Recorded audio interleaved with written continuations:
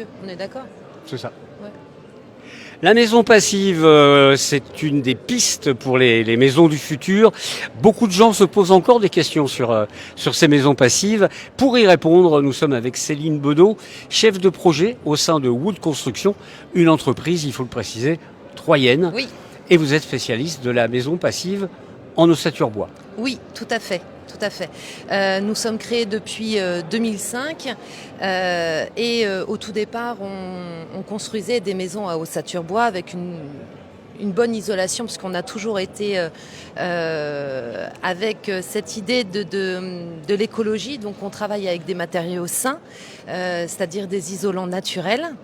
Mais progressivement, mon mari donc s'est orienté vers les maisons passives. Qui est le co-gérant. Oui, tout à fait.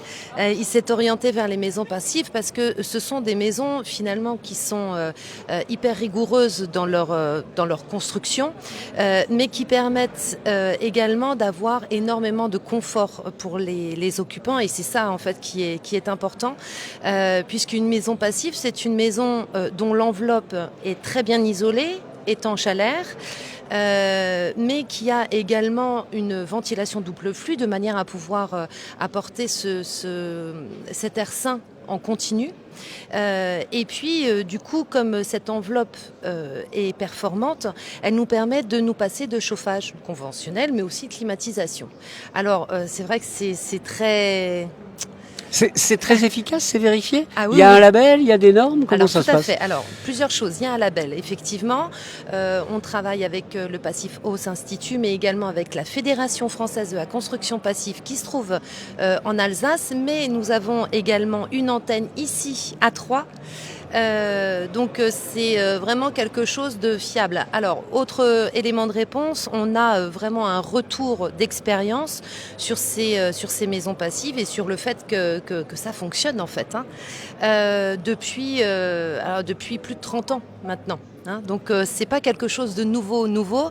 Par contre, c'est vrai que ça vient progressivement sur le territoire et en termes financiers, est-ce qu'il y a un surcoût important à la construction, et est-ce qu'après on s'y retrouve très vite ou pas en termes d'économie, de dépenses d'énergie? Alors ça, c'est une très bonne question. Alors effectivement, la maison passive requiert le maximum dans l'enveloppe. Donc en fait, j'allais dire une maison passive, c'est du bon sens.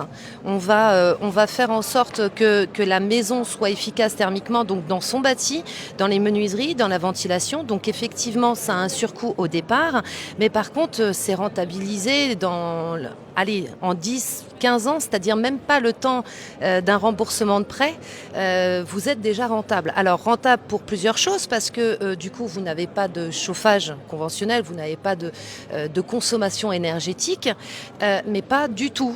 C'est que quand on estime le coût d'une construction passive, le coût de l'énergie, en fait, ça représente entre 3 et 4 euros par mètre carré et par an.